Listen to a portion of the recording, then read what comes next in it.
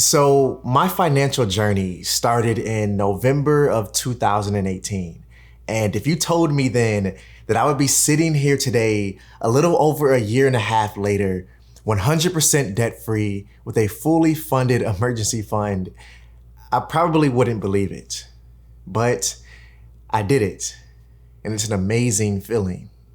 I can officially say with all of the excitement that flows through me that as of December 31st, 2019, I am officially debt-free.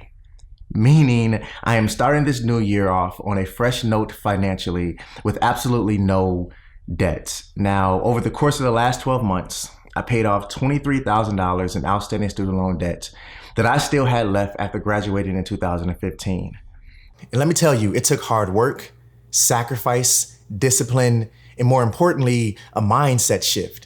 And because I previously adopted a more minimalist and simple lifestyle, it helped me speed up my debt-free journey much faster than I could imagine.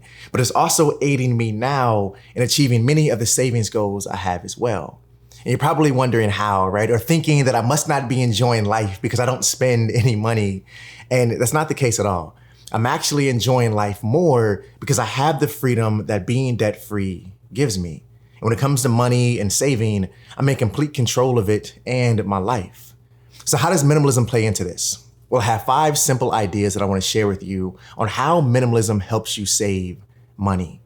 And the first one is by giving you more time and energy to focus on your money. See, when you have a lot of stuff, it means you also have a lot to manage, which then means you have limited time and no energy.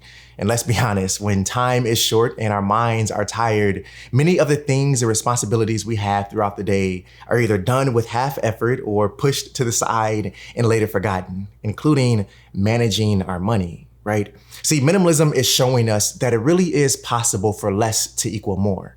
More space, more mental clarity, more enjoyment, more energy, more time, and more resources. See, if our energy and time is not being spent on things we don't need or use, then we can refocus that energy and time across other areas of our lives that we value. Better money management being one of them. All right, number 2 is an interesting one, so listen carefully. Purpose leaves less time for purchase. See, when you're focused on your purpose, meaning your goals, ambitions, dreams, healthy habits, talents, you then have less time for wasted time. And wasted time operates off of boredom. And boredom is like a parasite, a little thing that's constantly hungry, feeding on an idle mind. Ooh, that's a poem. Let me write that down really quick.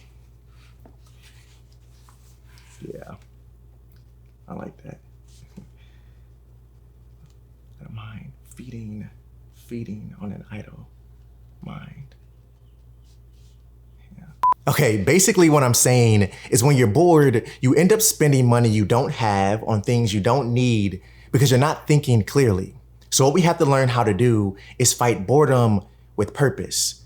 And one way you build purpose in your life is by plugging into what brings you happiness and joy. And here's a little secret for you. Most times that thing you're plugging into isn't a thing. Number 3 is with minimalism, you start to comprehend the difference between wants and needs. Now, this is a hard line to balance, and it's subjective because different phases in life require different things and necessities.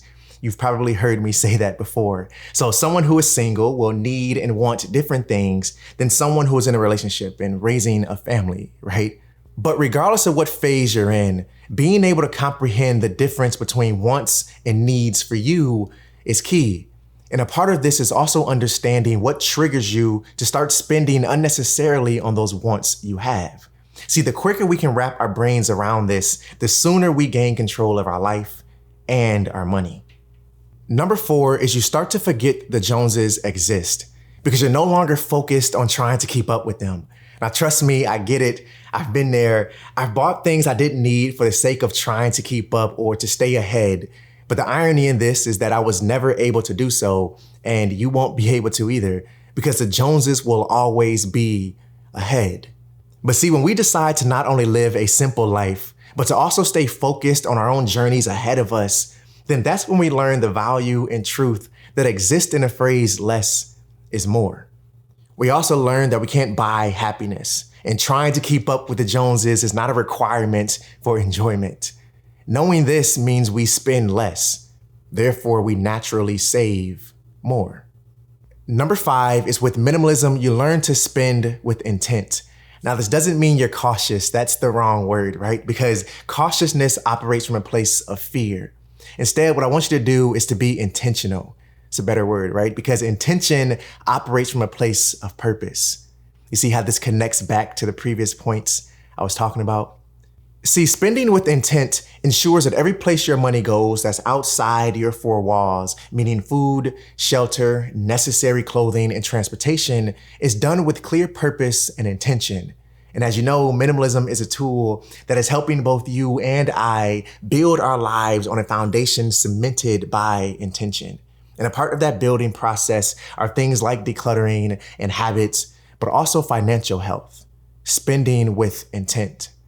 If you enjoyed this video, make sure you give a thumbs up for me. If it made you think, or if it made you think differently about your money and how minimalism plays into that, let me know in the comment section down below so we can continue talking about it. If it's your first time tuning in, welcome. I hope you enjoyed this video. And if you did, consider hitting that subscribe button down below and tapping the bell so you're notified every time I drop a new video. Always remember to stay true to you. And I'll see you in the next one. Peace.